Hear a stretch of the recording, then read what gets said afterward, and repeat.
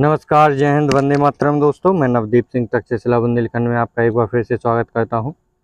मध्य प्रदेश शिक्षक वर्ग 3 पात्रता परीक्षा के लिए ये हमारा प्रैक्टिस सेट चल रहा है। जो प्रैक्टिस सेट नंबर 10 है, ये हमारा 9 प्रैक्टिस सेट हम पहले ही कर चुके हैं।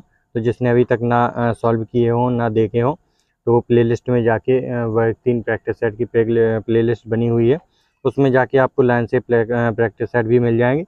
तो जिसको क्लास में भी देखनी है, क्लासेस डली हुई हैं आपकी CDP की, तो वो क्लासें भी देख सकते हैं, जो बहुत ही आपके लिए बहुत इंपॉर्टेंट क्लास हैं और प्रैक्टिस सेट भी हैं। तो इस प्रैक्टिस सेट में हम वाइगोत्स्की की थ्योरी से जो क्वेश्चन है वो लिए गए हैं, जो आपके वर्ग 3 की परीक्षा और सीटेट की परीक्षा के लिए, दोनों के लिए बहुत ही महत्वपूर्ण प्रैक्टिस सेट है ये।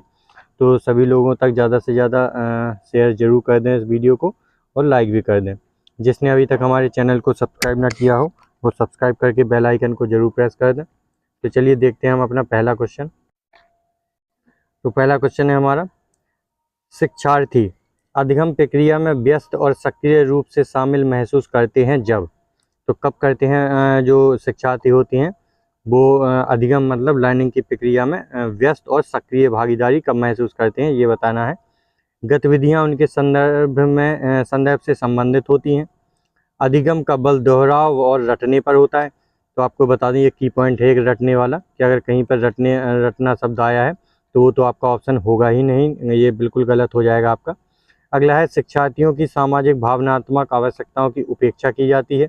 जहाँ पर भी किसी की विद्यार्थी की, शिक्षार्थी की उपेक्षा की जाए, वो भी क्वेश्चन आपका जो ऑप्शन है वो आपका गलत हो जाएगा।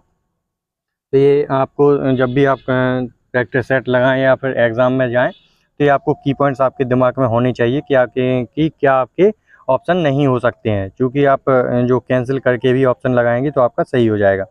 उनके पूर्व ज्ञान को पृथक किया जाता है और नकारा जाता है। जहाँ पे भी ऐसी चीज़ें हों जो उनकी पूर्व ज्ञान के बारे में हो, उनको हटाया जाए, नकारा जाए, उनकी उपेक्षा की जाए, उनको रटने पर बल दिया जाए, वो ऑप्शन आपके गलत हो जाएंगे। तो ये वैसे भी तीनों गलत हो गए। तो आपका जो सही आंसर हो जाएगा वो हो जाएगा ऑप्शन नंबर 1, गतिविधियाँ उनके संदर्भ से संबंधित होती हैं। तो इसका ऑप्शन नंबर 1 आपका सही आंसर हो जाएगा। अगले क्वेश्चन पर चलते हैं। अगले क्वेश्चन में पूछा गया है, लेव वाइगोत्स्की के अनुसार बच्चे अपने स्वयं के व्यवहार को किस प्रकार नियमित करते हैं। तो बच्चे अपने स्वयं के व्यवहार को किस प्रकार नियमित करते हैं, ये बताना है। तो अनुकूलन की प्रतिक्रियाएं द्वारा, आत्मवाक के प्रयोग द्वारा, संतुलीकरण की प्रक्रिया द्वारा, खुद को पुनर्वलन का उपयोग द्वारा।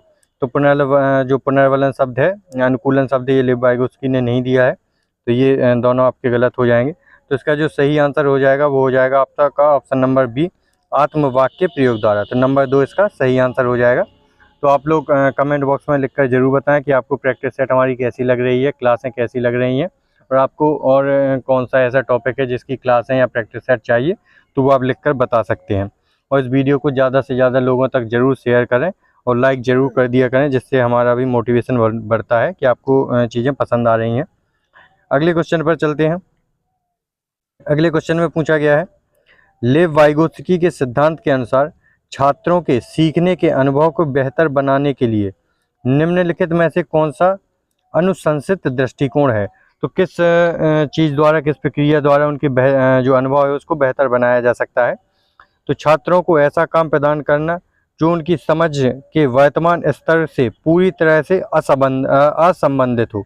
तो ऐसा काम हम नहीं दे सकते जो उनकी समझ और छात्रों को ऐसा जो वर्तमान स्तर पर उससे बिल्कुल भी असंबंधित हो, तो ऐसा काम हम नहीं देते हैं। तो ये गलत हो जाएगा आपका ऑप्शन। अगला ऑप्शन है दूसरा वाला, छात्रों के वर्तमान स्तर पर आधारित उनको उचित समर्थन और मार्गदर्शन के साथ काम प्रदान करना, ये ऑप्शन हो सकता है। अगला पढ़ते हैं। आपको पहले ऑप्शन चारों पढ़ने हैं, उसके बाद ही आप टिक करेंगे, वरना आपका गलत हो जाएगा। कई बार आपको लगेगा कि ऑप्शन जो पढ़ लिया है वो बिल्कुल सही है, लेकिन जब आपके ऊपर नीचे के ऑप्शन पढ़ेंगे तो उससे बेहतर आपको ऑप्शन मिल जाता है। तो आपको चारों ऑप्शन पढ़ने के बाद ही टिक करना है। तीसरा है, छात्रों को कोई सहायता नहीं देना और उन्हें अपने दम पर संघर्ष करने के लिए छोड़ देना। तो ऐसा भी नहीं करना है, हमको उनको संघर्ष के समय में उनको सहायता करते रहने हैं।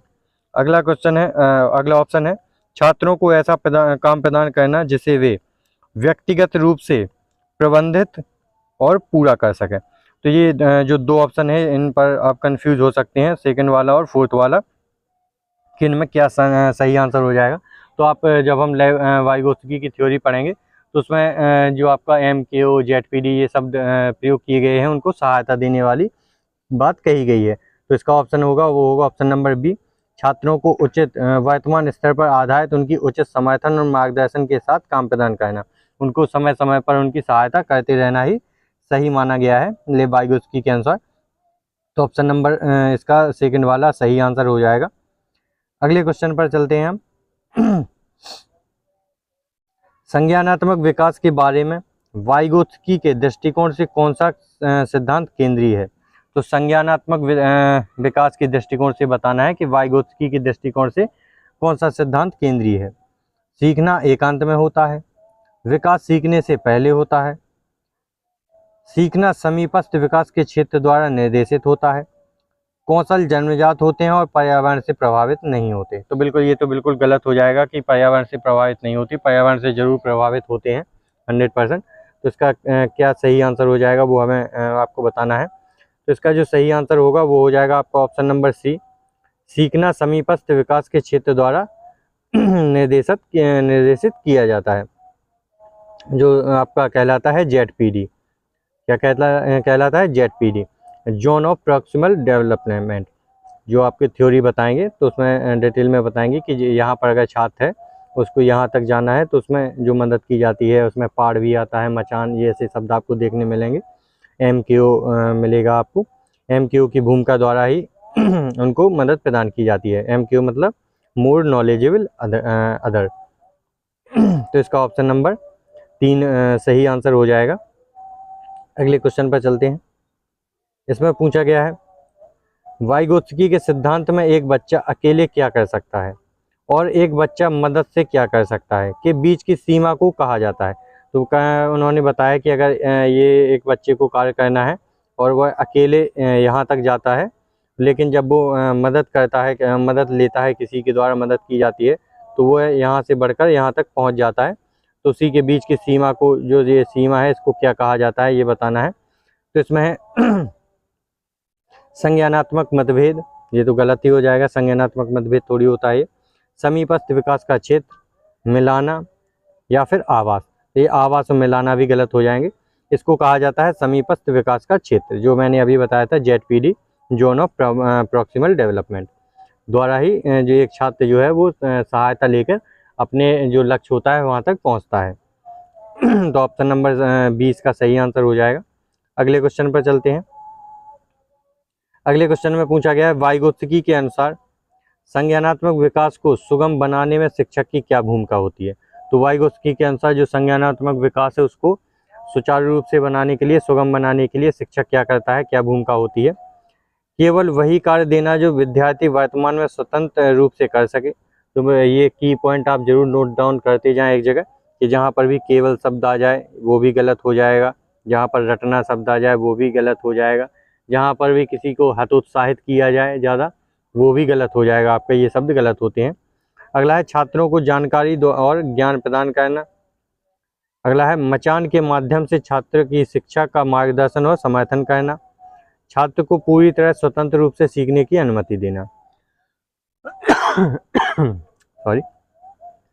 तो इसका जो सही आंसर हो जाएगा वो हो जाएगा ऑप्शन नंबर सी, मचान के माध्यम से छात्र की शिक्षा का मार्गदर्शन और समर्थन करना। मचान भी कहते हैं इसको, पाड़ भी कहते हैं, कि मतलब पीछे से हेल्प करना, कि अगर वहाँ जहाँ पर भी अटक जाए बच्चा तो उसको पुश करके आगे बढ़ाया जा सके, जिसको सीढ़ी भी कहते हैं हम। तो इसका जो सही आंसर हो जाएगा वो हो जाएगा ऑप्शन नंबर 3। अगले क्वेश्चन पर चलते हैं। अगला क्वेश्चन है एक शिक्षण रणनीति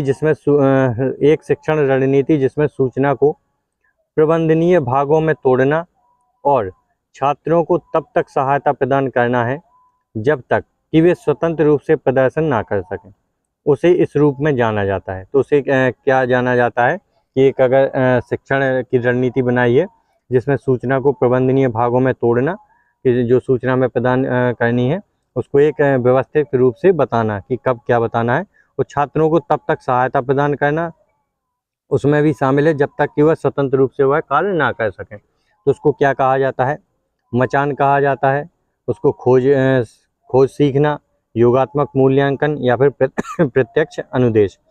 तो इनमें से क्या इसका सही आंसर हो जाएगा ये आपको बताना है। तो उसको क्या कहा जाता है, उसको कहा जाता है मचान। अभी जैसे कि हमने डिस्कस किया था कि उसको सहायता के लिए पीछे से हम खड़े रहते हैं, जहाँ पर भी वह उसको दिक्कत होती है तो हम उसकी सहायता करते हैं, और तब तक सहायता करते हैं जब तक कि वह अपना कार्य स्वतंत्र रूप से ना करने लगे, तो उसको क्या कहते हैं, मचान भी कहते हैं। तो इसका ऑप्शन नंबर 1 सही आंसर होगा। अगले क्वेश्चन पर चलते हैं। लेव वाइगोत्स्की के अनुसार बच्चे डैश के साथ अंतःक्रिया के अनुभव से लाभान्वित होते हैं और उन कार्यों को कर पाते हैं जो उनके समीप दूराभिमुख विकास के क्षेत्र के डैश है। तो इन डैश में बताना है कि क्या आता है। भौतिक वातावरण, बस बाहर, अधिक जानकार, अन्य या फिर अंदर। अधिक जानकार, अन्य, बस बाहर या भौतिक वातावरण या अंदर। तो इसका सही आंसर हो जाएगा आपका क्या, लेव वाइगोत्स्की के अनुसार बच्चे अधिक जानकार अन्य के साथ अंतःक्रिया के अनुभव से लाभान्वित होते हैं और उन कार्यों को कर पाते हैं जो उनके समीप दूराभिमुख विकास के क्षेत्र के अंदर है। तो इसका सही आंसर हो जाएगा अधिक जानकार अन्य, जिसको मैंने अभी बताया था MKO, मोर नॉलेजेबल अदर। कि मतलब अगर मैंने जैसे कि समझा दूं थोड़ा सा, कि अगर एक बच्चे का सीखने का ये क्षेत्र है और वह यहाँ पर है और यहाँ तक जा पा रहा है, तो वह यहाँ तक जाने के लिए पूरा ये रास्ता तय करने के लिए MKO का सहायता लेगा, मतलब मोर नॉलेजेबल अदर, जो उससे ज़्यादा होशियार है, जो उसको यहाँ तक सिखा सकता है, उसकी सहायता से पहुँच सकता है और वह वहीं तक पहुँच सकता है जहाँ तक उसका विकास का क्षेत्र होगा, इसके बाहर नहीं जा सकता। तो इसको क्या कहा जाता है, अधिक जानकार अन्य। इसका ऑप्शन नंबर जो सेकंड है वो सही आंसर हो जाएगा। अगला क्वेश्चन है, वाइगोत्स्की ने बाल विकास के बारे में कहा है कि यह सांस्कृतिक और आनुवंशिकता के कारण होता है, यह सामाजिक अंतःक्रियाओं के कारण होता है, यह औपचारिक शिक्षा का उत्पाद है, यह समावेशन और समायोजन का परिणाम होता है। तो वाइगोत्स्की ने जो है वो बाल विकास के बारे में क्या कहा है। तो आपको पता होगा कि वाइगोत्स्की ने सामाजिक जो अंतःक्रिया है उसके बारे में बात की है। तो इसका जो सही आंसर हो जाएगा वो हो जाएगा option number B. Option number second इसका सही आंसर हो जाएगा, यह सामाजिक अंतःक्रियाओं के कारण होता है। तो इसका सेकंड नंबर सही आंसर हो जाएगा। अगले क्वेश्चन पर चलते हैं। अगला क्वेश्चन है, लेव वाइगोत्स्की के अनुसार भाषा और विचार के बीच क्या संबंध है। तो भाषा और विचार के बीच क्या संबंध है ये बताना है।